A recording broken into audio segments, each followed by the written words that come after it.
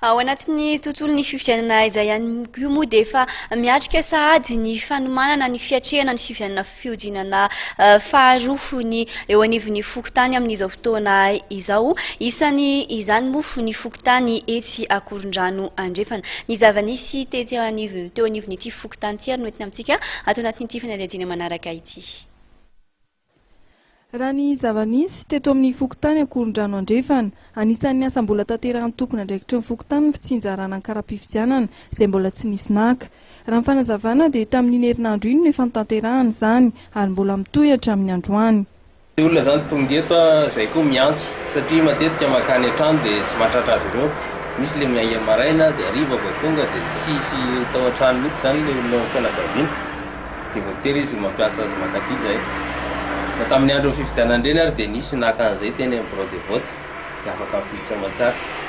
Kara-pifidianana manodidina ny 100 no mbola tsy nisy naka hatramin'ny androany teto amin'ny fokontany Akorondrano andrefana.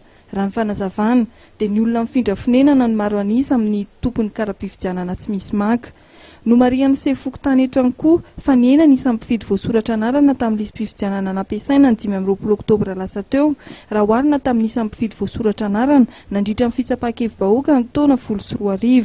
Ankoatra io, raha mpifidy 724 no vita fanasana tamin'ny fanavaozana ny listim-pifidianana tamin'ity taona ity, dia 7,770 ihany no tafiditra tao anatin'ny listim-pifidianana farany.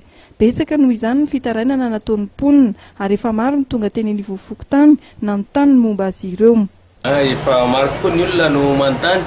Eny fa na dia tsy mankaty amin'ny birao izy fa mahita anao eny an-dalana eny dia manontany mihitsy hoe manahoana le tsy nahafahana mifidy. Izay voasoratra atao, misy tokoa voasoratra fa tsy nahazo karatra sady tsy voasoratra atao amin'ny liste mère. Izay zany ohatrany nahagaga kely.